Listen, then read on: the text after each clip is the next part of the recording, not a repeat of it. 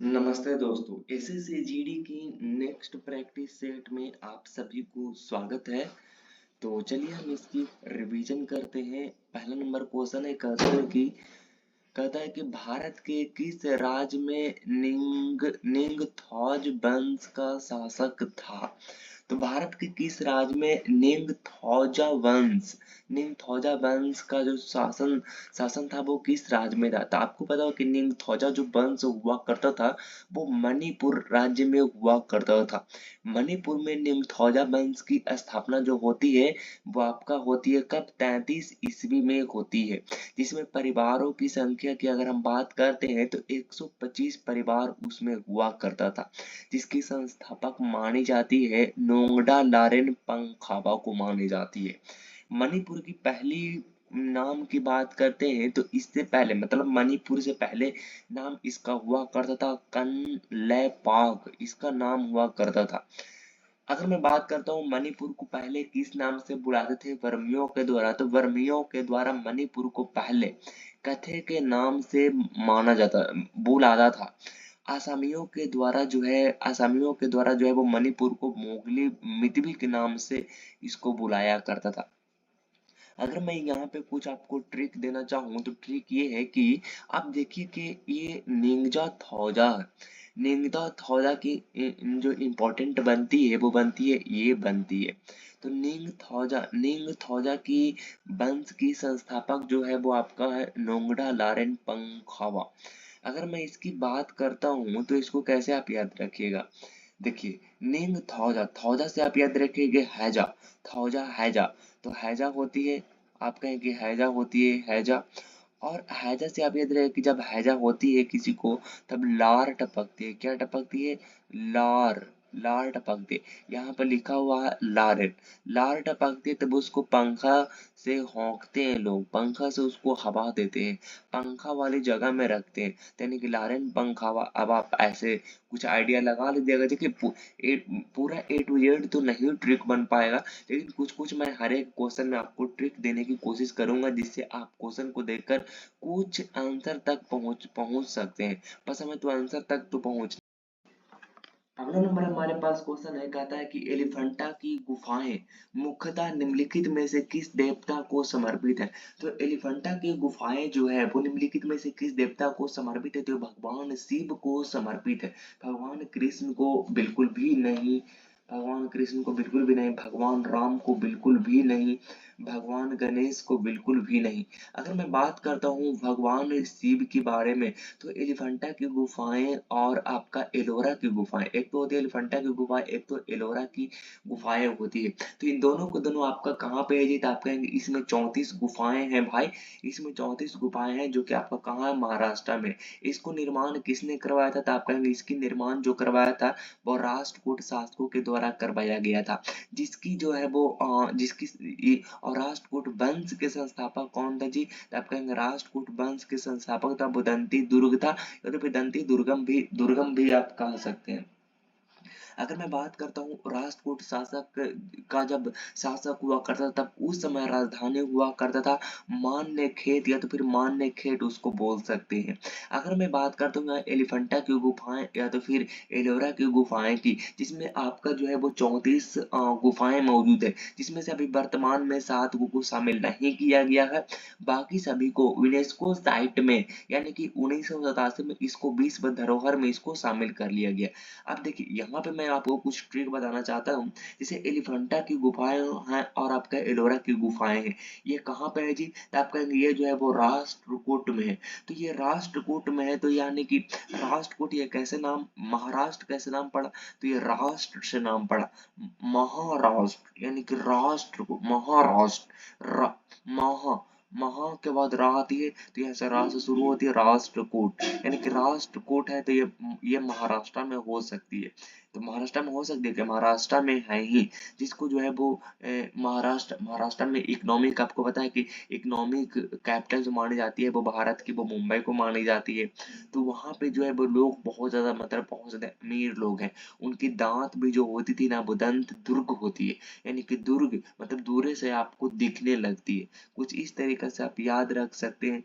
बाकी आप जैसे चाहे वैसे याद कर सकते। अगला नंबर हमारे पास क्वेश्चन है, कहता है कि चंदावर का युद्ध, the battle of Chandawar, the battle of Chandawar, कहता है कि चंदावर का युद्ध निम्नलिखित में से किसके बीच हुआ था। चंदावर का युद्ध निम्नलिखित में से किसके बीच हुआ था। आप देख सकते हैं दोस्त, जयचंद्र और महमूद गजनबी के बीच बिल्कुल भी नहीं। पृथ्वीराज तृतीय पृथ्वीराज चौहान को ही बोलते हैं। तो पृथ्वीराज तृतीय और आपका जो है वो मोहम्मद गजनबी, नहीं बिल्कुल भी नहीं। पृथ्वीराज तृतीय और मोहम्मद गौरी के बीच बिल्कुल भी नहीं।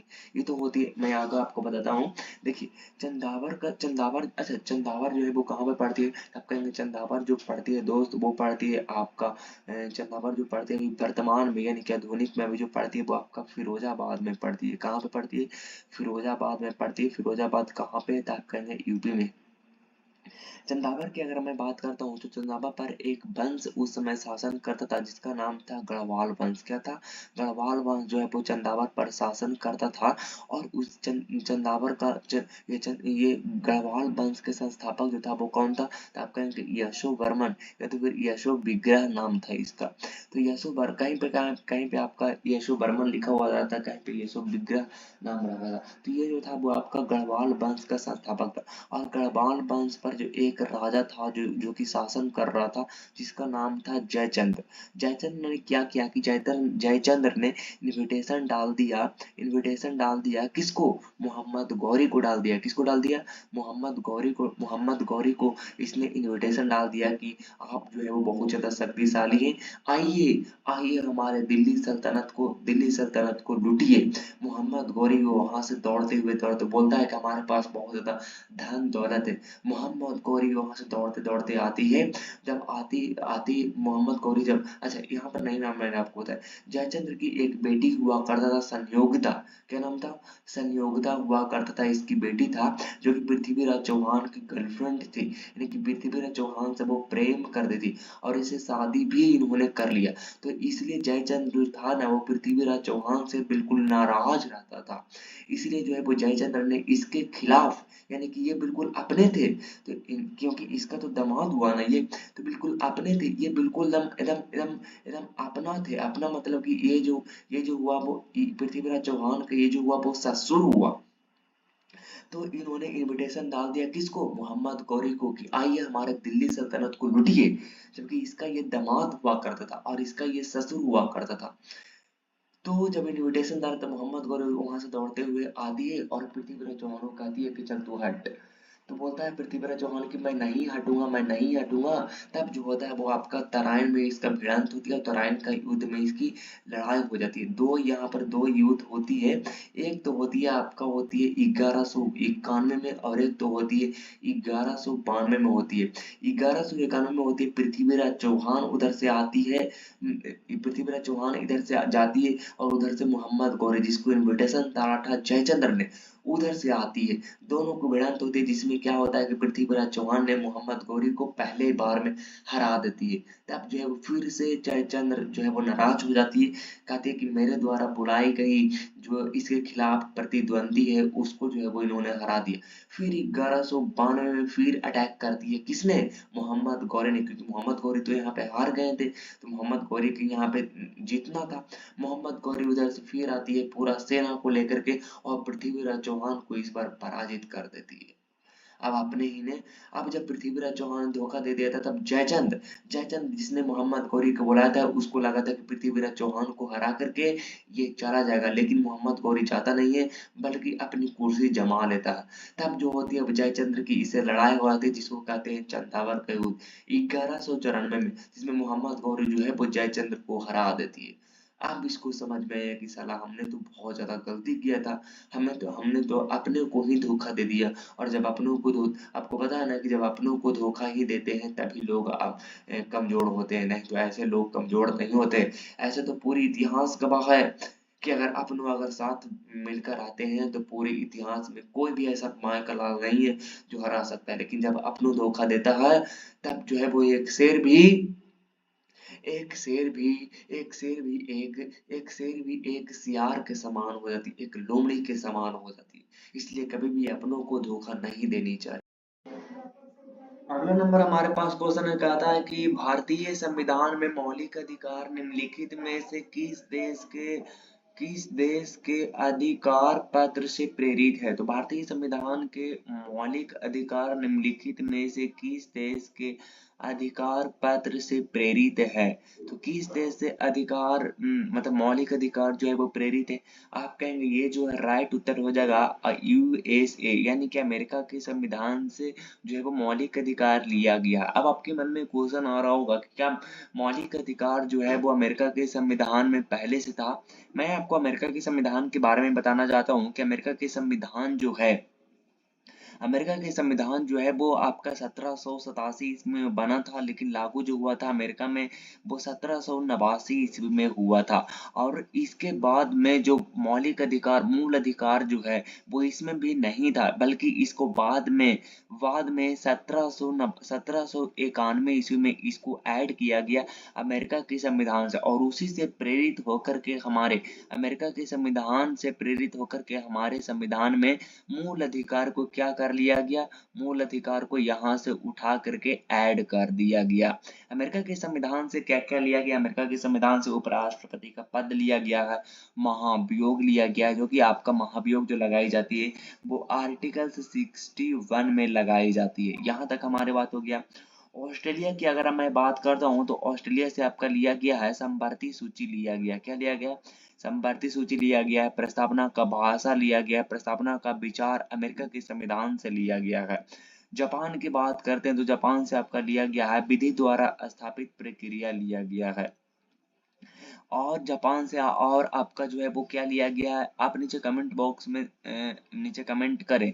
यूएसएसआर के संविधान से क्या क्या लिया गया था। आप कहेंगे मौलिक कर्तव्य लिया गया, मूल कर्तव्य लिया गया, पंचवर्षीय योजना लिया गया है। मूल अधिकार के अगर मैं बात करता हूँ तो मूल अधिकार जो है वो यानी कि फंडामेंटल राइट जो है वो भाग 3 में है। कितने है, भाग 3 में है। और आर्टिकल्स की बात करते हैं तो 12 से 35 में ये मौजूद है।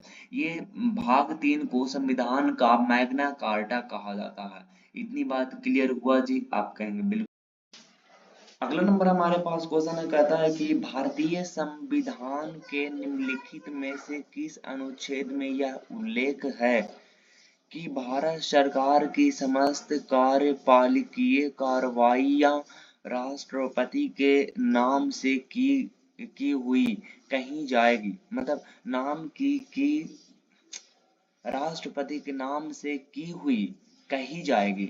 मतलब कहने का मतलब ये है कि भारत सरकार की कोई भी अगर काम होती है तो वो राष्ट्रपति के नाम पर ही की जाती है।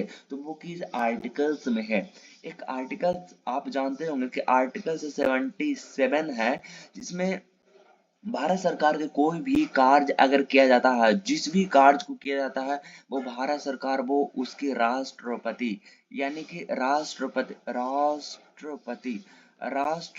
राष्ट्र राष्ट्रपति के नाम से की जाएगी। चाहे तो वो किसी भी देश के साथ युद्ध करना हो, या तो फिर किसी भी देश के साथ समझौता करना हो, या तो फिर किसी भी देश के साथ या एग्रीमेंट करना हो, वो आपको राष्ट्रपति के नाम पर ही किए जाएंगे। चाहे तो वो कुछ भी हो, भारत सरकार के वो कार्य है तो वो राष्ट्रपति के नाम से ही की जाएगी।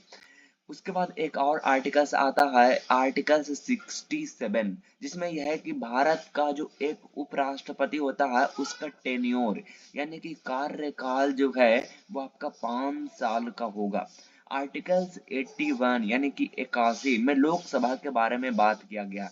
लोकसभा में अभी वर्तमान में सीटों की संख्या कितनी है जी, तो आप कहेंगे 543 है, जिसमें से 524 जो है वो आपका राज्य 524 जो है वो आपका राज्यों के द्वारा आती है, और यूटी जो आती है वो आपका 19 आती है। कितनी आती है, आप कहेंगे कि 19 आती है। आगे बात करते हैं आर्टिकल्स 48, आर्टिकल्स 48 जिसमें जो है वो कृषि एवं पशुपालन का वर्णन किया गया है। एक और आर्टिकल्स आता है 48 का ए, जिसको बाद में बिलिस्बा कॉन्स्टिट्यूशन अमेंडमेंट 1976 में इसको ऐड किया गया था, पर्यावरण एवं वन्य जीवन संरक्षण। और आर्टिकल्स की बात करते हैं तो आर्टिकल 63 में आपका जो है भारत के उपराष्ट्रपति के बारे में बताया गया कि भारत का जो है वो एक उपराष्ट्रपति होगा। अगर मैं आप आगे कुछ लिखता हूँ आपके सामने तो एक और आर्टिकल्स होता है 52, कितनी होती है 52, जिसमें भारत के राष्ट्रपति के बारे में बताता है कि भारत का एक जो होगा वो आपका क्या होगा, तो आपका एक राष्ट्रपति होगा, क्या होगा, राष्ट्रपति होगा। एक और आर्टिकल्स आती है 75, क्या आती है 75, जिसमें है कि भारत के राष्ट्रपति के द्वारा क्या, भारत के राष्ट्रपति के द्वारा पीएम की क्या होगा, तो पीएम की अपॉइंटमेंट की जाएगी, भारत के राष्ट्रपति के द्वारा अपॉइंटमेंट मिलेगी। और कोई सारे आर्टिकल्स छूट रहा और बाकी सारे आर्टिकल्स को हम नीचे चर्चा करते हैं। अगला नंबर क्वेश्चन है, कहता है कि भारत के संविधान के किस अनुसूची में दल बदल के आधार पर विधायक की निर्भरता के प्रावधान है। मतलब कि जो आपका जो भारतीय संविधान में जो अनुसूची है उसके मामले में ये बात किया जा रहा।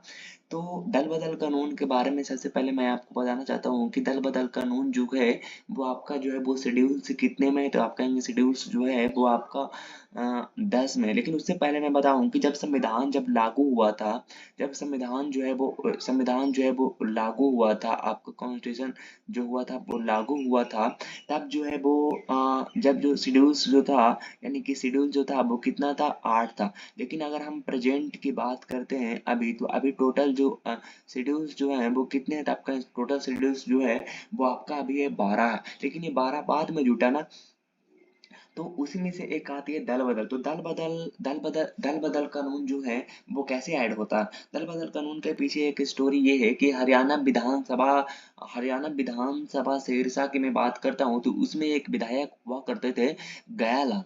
तो गयालाल ने अपने बैक टू बैक 3 पार्टियां बदली, कितनी, 3 पार्टियां बदली, और इसी के वजह से संसद ने एक अधिनियम पारित कर दिया, दल बदल कानून। इसमें इसमें जो है वो जब जब गयालाल ने बैक टू बैक 3 पार्टियां बदली तो उनका मजाक बन गया। उन्होंने, बाकी लोगों ने ये कहा कि पहले गयालाल थे, अब आयालाल बन गए, फिर गयालाल बन गए, फिर आयालाल बन गए, और फिर गयालाल बनेंगे और आयालाल बन जाएंगे। इस तरीके से उस विधायक की मजाक बन गई, और जिसके बाद संसद ने एक जो है वो अधिनियम पारित कर दिया, दल बदल कानून, जो कि शेड्यूल्स 10 में ऐड किया गया। 10वां शेड्यूल्स में ऐड किया गया दल बदल कानून को। अब दल बदल कानून में जो है वो जब संसद ने ये पारित किया था, तब इसमें कहा गया कि जब भी कोई विधायक किसी संसद या कि तो जब भी कोई विधायक जो है वो कोई भी सांसद या तो फिर कोई भी अपने विधायक को छोड़कर, विधायक की पार्टी को छोड़कर किसी अन्य पार्टी में अगर ज्वाइन होने के लिए जाता है, तो ऐसे में जो संसद छोड़कर जा रहा है, या तो फिर जो विधायक के रूप में वो जा रहा है, तो वहां जाने के बाद उसको member of parliament, member of legislative council या तो फिर मेंबर ऑफ लेजिस्लेटिव असेंबली के रूप में उसको ज्वाइन नहीं किया जाएगा। उसको एज अ पार्टी में कार्यकर्ता के रूप में ज्वाइन करना होगा। ये संसद ने अपनी अधिनियम के द्वारा ये पारित कर दिया, दल बदल कानून हो गया। जिसके बाद जो है वो जब भी कोई विधायक जाती है तो वो एज अ विधायक के रूप में एज अ लेजिस्लेटिव काउंसिल के रूप में वो ज्वाइन नहीं करता है, बल्कि वो एक पार्टी मेंबर के रूप में ज्वाइन करता। यहाँ पर देखिए 10वां कॉन्स्टिट्यूशन अमेंडमेंट, सॉरी, 10वें अनुसूची में दल बदल कानून को जोड़ा गया था, जिसमें 52वां संविधान संशोधन 1985 के तहत ये किया गया था। ये आपसे पूछ लेगा। उसके बाद में एक और शेड्यूल्स आती है आपका 11।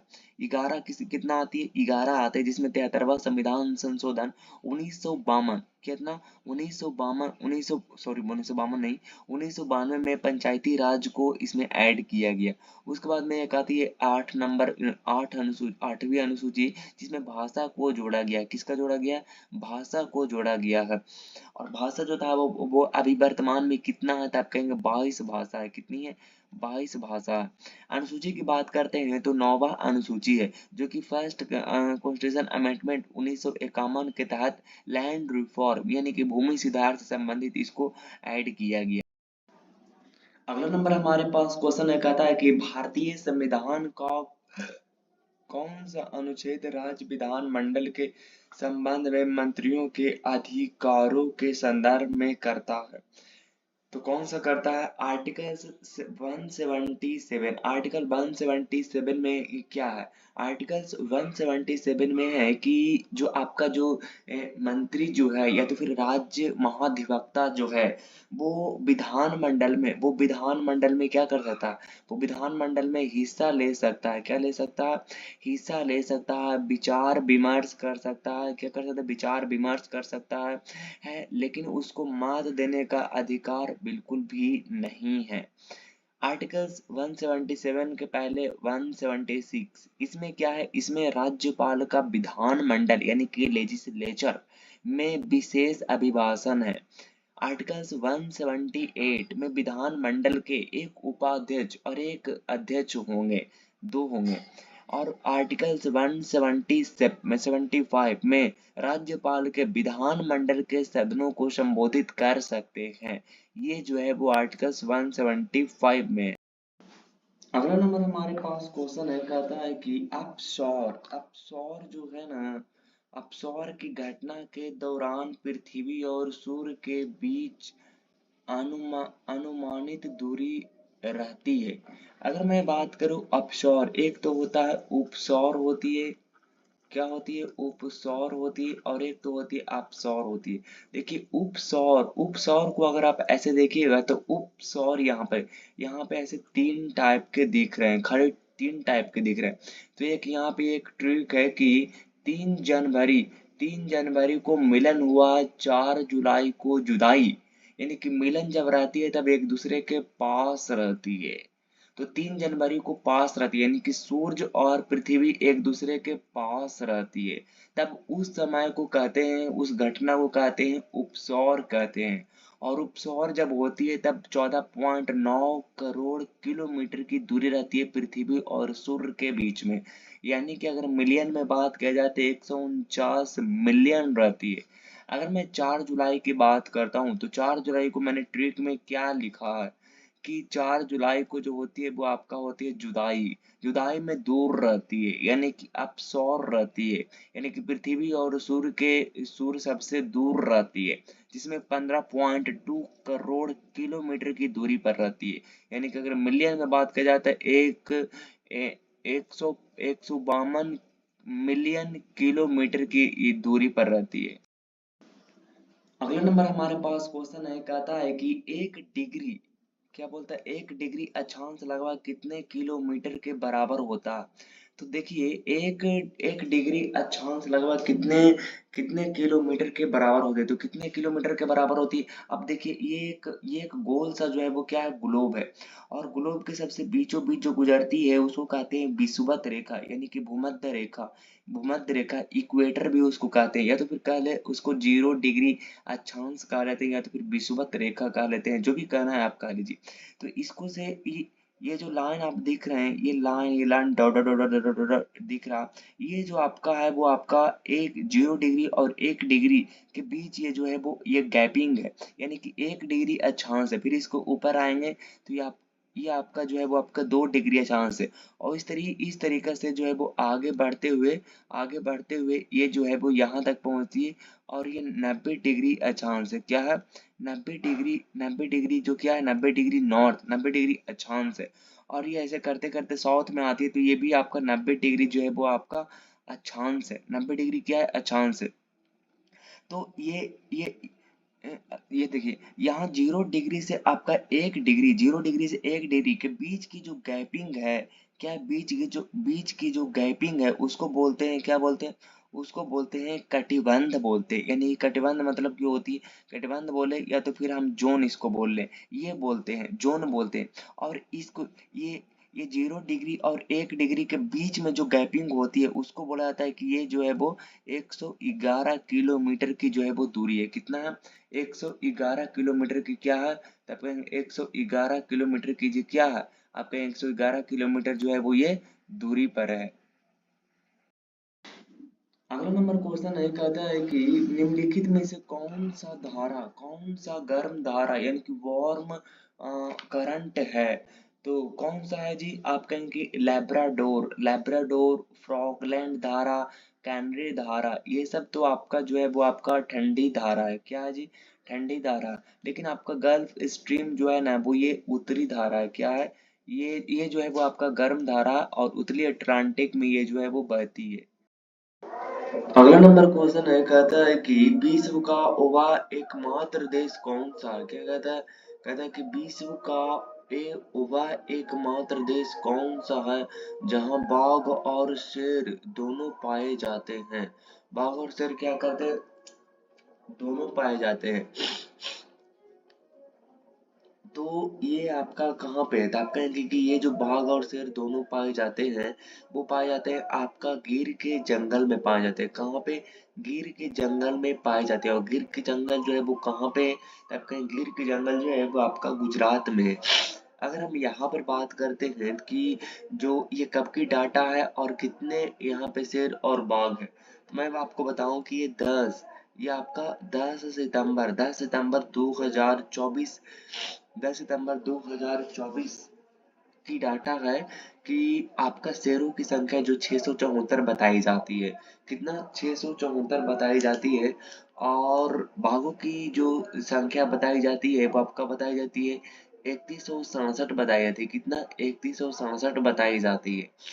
अगर ये टाइगर प्रोजेक्ट जो आती है वो कब आती है? तो आप कहेंगे ये 1973 में ही आती है। प्रथम बाघ अभयारण्य जो है वो लॉन्च की जाती है कि हम लोग बाघ की जो है वो एक सुरक्षा करेंगे। अगला नंबर क्वेश्चन है, कहता है कि निम्नलिखित में से किस राज्य में श्री विल्लुपुथुर हाथी अभयारण्य स्थित है? तो निम्नलिखित में से किस राज्य में श्री विल्लुपुथुर हाथी अभयारण्य स्थित है? कर्नाटका में क्या? बिल्कुल भी नहीं। तेलंगाना में? बिल्कुल भी नहीं। तमिलनाडु, इसका राइट उत्तर हो जाएगा आपका तमिलनाडु। तमिलनाडु में आपका श्री विल्लुपुथुर हाथी अभयारण्य है। अगर हाथी अभयारण्य की बात करें टोटल भारत में कितने हैं, तो आपका टोटल भारत में कितने हैं? तो आपका टोटल भारत में 33 है। टोटल जो आपका है वो कितना है? 33 है। अच्छा, सबसे प्रथम हाथी अभयारण्य जो खुला है भारत में वो आपका है, उसका नाम है सिंह भूम हाथी अभयारण्य। क्या है? सिंह भूम हाथी अभयारण्य कहाँ पे है? तो वो झारखंड में है। अगला नंबर क्वेश्चन है, कहता है कि मानक जनगणना परिभाषा के अनुसार, क्या क्वेश्चन है? कहता है कि मानक जनगणना परिभाषा के अनुसार मुख्य श्रमिक वह व्यक्ति है जो एक बरस में कम से कम कितने दिन कार्य करता है? तो एक बरस में कम से कम वह 183 दिन काम करता हो। कितने दिन? 183 दिन। अगर परसेंटेज की बात करें तो 2001 में जो इसका परसेंटेज रहा वो 31% रहा था। और 2011 में अब तो हो गया 77.8% हो गया 2011 में। अगर मैं बात करता हूँ प्रथम बार जो जनगणना जो हुआ था वो आपका हुआ था कब? प्राथमिक प्राथमिक सामाजिक प्रथम सामाजिक एवं आर्थिक जनगणना जातिगत जनगणना जो था वो 1931। कब? 1931 में 1931 में ये जनगणना हुआ था। कब हुआ था? प्रथम सामाजिक, जब उस समय इरविन वायसराय हुआ करता था। अगला नंबर क्वेश्चन है, कहता है कि देश में उत्पादित वस्तुओं पर लगने वाला जो कर है, देश में उत्पादित वस्तुओं पर लगाए गए कर क्या कहलाते हैं? तो वो क्या कहलाते हैं जी? आप कहेंगे वो कहलाती है उत्पादन कर कहलाते हैं। क्या कहलाती है? उत्पादन उत्पादन कर कहलाती है। और विदेशों में आयातों पर लगने वाला कर कर को क्या कहते हैं? तो वो कहते हैं टेरिफ कहते हैं, टेरिफ। अगला नंबर क्वेश्चन है, कहता है कि निम्नलिखित में से कौन राष्ट्रीय आय समिति के अध्यक्ष थे? राष्ट्रीय आय की यहाँ पे बात किया जा रहा है। तो राष्ट्रीय आय समिति के अध्यक्ष जो रहा था वो आपका रहा था पीसी महालनोबिस, जो कि अध्यक्ष थे। और आपका ये दोनों यानी कि वी राव और डी आर गाडगिल, ये दोनों जो थे वो आपका सदस्य थे। कौन थे? ये सदस्य थे। अगर मैं बात करूँ राष्ट्रीय आय समिति के बारे में, तो राष्ट्रीय आय समिति की जो गठन होती है वो 1949 में होती है, लेकिन 1955 से यह कार्य शुरू किया जाता है सीएसओ के द्वारा। सीएसओ को बोल सकते हैं आप, सीएसओ को बोल सकते हैं केंद्रीय केंद्रीय सांख्यिकी ऑफिस आप बोल सकते हैं। अगला नंबर हमारे पास क्वेश्चन है कहता है कि निम्न में से किसकी प्रतिरोधकता सबसे अधिक है। तो किसकी प्रतिरोधकता सबसे अधिक है जी?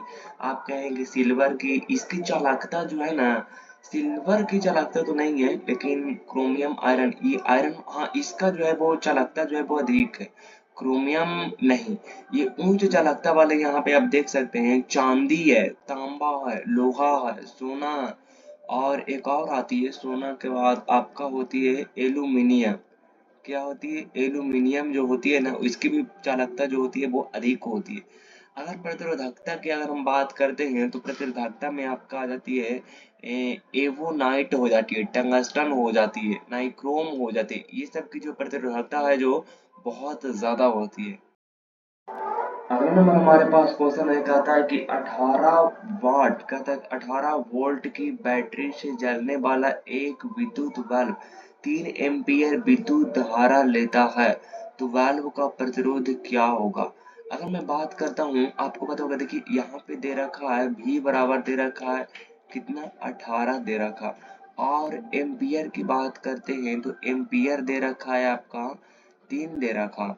तो यहाँ से वो पूछता है कि मुझे जो है वो प्रतिरोध बताइए, प्रतिरोध क्या होगा? तो आपको जानते होंगे V बराबर क्या होता है? V बराबर होता है I और R होता है। तो V कितना दे रखा है? आप कहें कि 18 दे रखा है, और I कितना दे रखा है? तो 3 दे रखा, और गुने में कितना है? R है। तो यहाँ से ये कटेगा तो 3, 3 छका 18, यानी कि R बराबर में कितना हो जाएगा? 6, 6 हो जाएगा, 6 ओम। 6 ओम आपका जो है बिल्कुल करेक्ट जवाब हो जाएगा। अगला नंबर हमारे पास क्वेश्चन है, कहता है कि निम्नलिखित में से कौन कुचिपुड़ी नृत्य शैली से संबंधित नहीं है? तो निम्नलिखित में से कौन कुचिपुड़ी नृत्य से संबंधित नहीं है? तब कहेंगे किस किस से जो है, तो किसके आप कहेंगे राधा रेड्डी जो कुचिपुड़ी से संबंधित है। बेमपति चिन्ना सत्यम, बेम बेमपति चिन्ना सत्यम जो है वो, और आपका बैजयंती काशी, ये जो संबंधित है वो कुचिपुड़ी से संबंधित है। घनकांत वोरा वोरवायान ये जो संबंधित है ये सत्रिया से संबंधित है, और सत्रिया कहाँ की है? तो आप कहेंगे ये असम की है।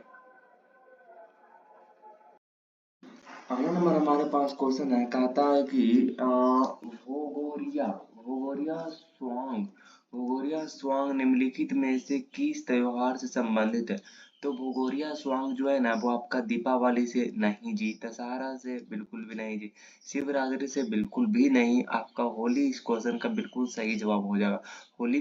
होली पर मनाई जाती है एमपी में और महाराष्ट्र में मनाई जाती है। अन्य त्योहार की बात करते हैं, अन्य जनजातियों के द्वारा ये मनाई जाती है, जैसे हॉर्नबिल महोत्सव नागालैंड में मनाई जाती है, टूसू पर्व जो है वो झारखंड में मनाई जाती है, और बस्तर दशहरा आपका जो मनाई जाती है वो छत्तीसगढ़ में मनाई जाती है। लिम्बाराम किस खेल से संबंधित है? लिम्बाराम किस खेल से संबंधित है? एथलेटिक्स से, बैडमिंटन से, तीरंदाजी से, पोलो से। आप कहेंगे इसका राइट उत्तर हो जाएगा तीरंदाजी से ये संबंधित है, लिम्बाराम का संबंध ये करेक्ट। अगला नंबर क्वेश्चन है आपका गृह कार्य के लिए, आज का गृह कार्य प्रश्न है, भारतीय ओलंपिक संघ किससे संबंध है, किससे संबंधित है? इसका कमेंट बॉक्स में आप, मैं बेसब्री से इंतजार करूंगा जवाब के लिए।